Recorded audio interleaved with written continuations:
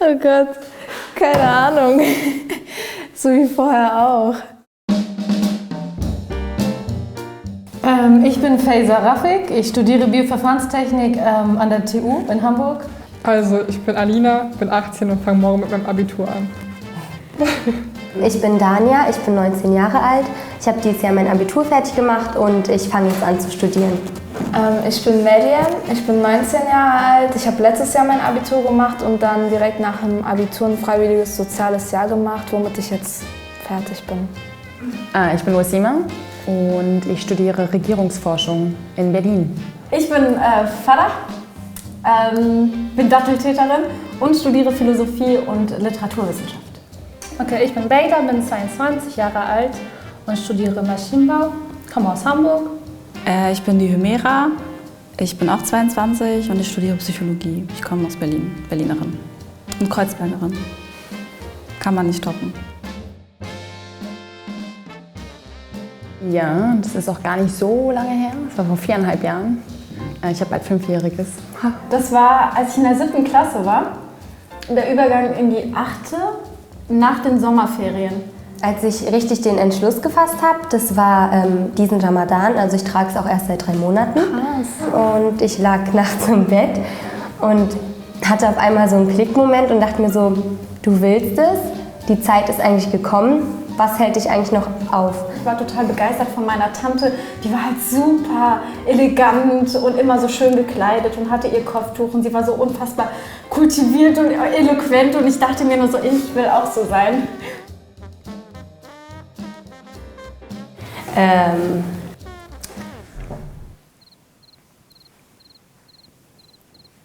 Es ist traurig, dass ich so lange brauche, oder? Stille. Also negativ, ich weiß es nicht, ob man das...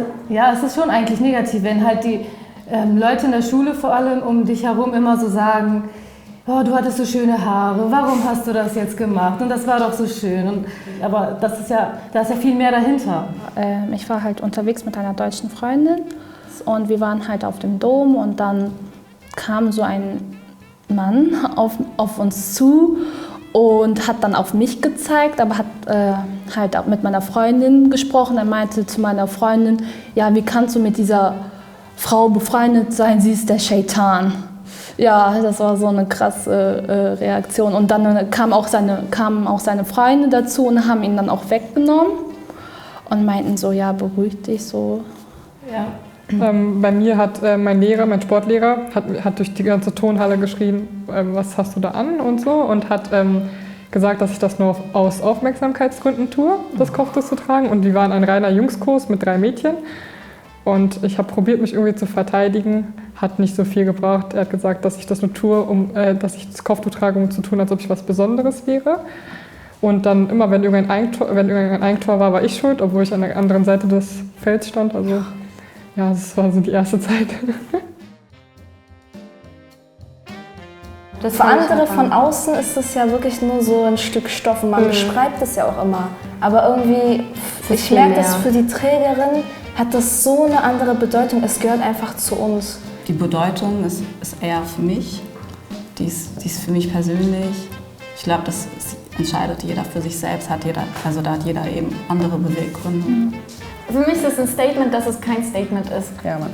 Also insofern, dass es für mich eine Bedeutung hat und ich etwas Bestimmtes damit verbinde, eine Geschichte.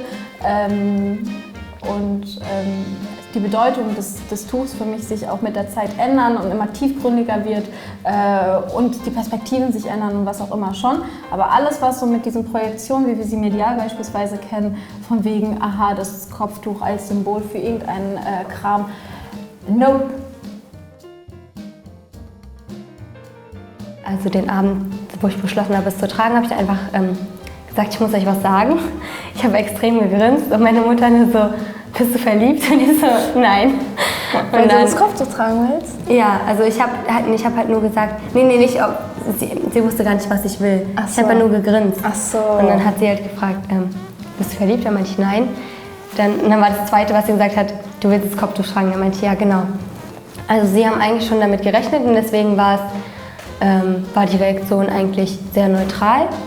Und von meinen Freunden eigentlich auch. Aber von den Jüngeren, also von meinen Cousins und Cousinen, habe ich dann auch schon sowas zu hören bekommen wie, ja, warten wir mal, bis du 18 bist, bis dahin hast du bestimmt schon dein Kopftuch wieder abgenommen.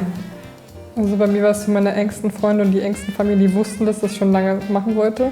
Nur ist die Seite meiner Mutter, die ist nicht religiös, also gar nicht auch muslimisch. Meine Mutter ist konvertiert. Das heißt, mit ihrer Familienseite hatte ich so ein bisschen Probleme. Das war auch der Grund, warum wir es nicht warum ich es nicht sofort tragen konnte, als ich den Wunsch hatte. Deswegen meine engsten Freunde und so wussten, das war für die gar keine so Überraschung. Aber die Freunde aus meiner Heimat, also in Bosnien, die eigentlich eher so auch muslimisch geprägt sind, waren voll schockiert und meinten so zu meiner Schwester, wie will sie denn schwimmen gehen? Also, was macht sie denn jetzt mit dem Kopftuch? Und ich dachte mir nur so, okay, das haben noch meine Schwester gefragt, anstatt mich. Wo ich mir dachte, okay, das ist mein kleines Problem, wie ich schwimmen gehe. Und zwar war ich, als ich mit dem Studium angefangen habe, habe ich eine Freundin kennengelernt und wir haben uns direkt angefreundet.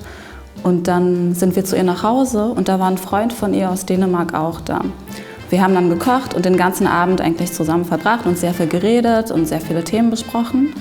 Und ein Jahr später war ich zufällig wieder da und er halt auch. Und dann hat er mich gefragt, ob ich das letzte Mal auch schon Kopftuch getragen habe, weil er sich gar nicht mehr daran erinnern kann, weil er sich nur noch an das erinnert, was wir gesprochen haben und gar nicht mehr an das Kopftuch. Und ich war so glücklich wie noch nie. Ich glaube, das war das beste Erlebnis, was ich mit dem Kopftuch hatte, weil ich einfach, weil es nicht das erste Mal war, dass ich die mit dem Kopftuch war, sondern die interessante Gespräche führt. Das war ein guter Bekannter.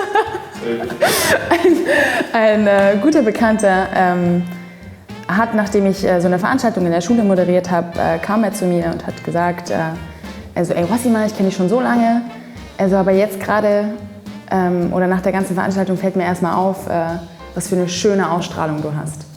Und ja, das war schon ziemlich cool, weil es dann, und es war ein sehr schönes Kompliment, wie ich finde, weil es dann eben nichts mit, keine Ahnung, körperlicher Schönheit an sich oder einem schönen Gesicht zu tun hat, sondern ja, mit einer schönen Ausstrahlung. Das erste Mal, es geht immer noch so weiter, dass einfach Essen hier hängen bleibt, so liegen bleibt. Aber manchmal ist es auch gut, dann habe ich Hunger, dann kann ich das so rausnehmen und weiter essen. Oh Gott, keine Ahnung. So wie vorher auch. War das jetzt eine Fun-Frage einfach so, oder wie? Echt? Oh Gott.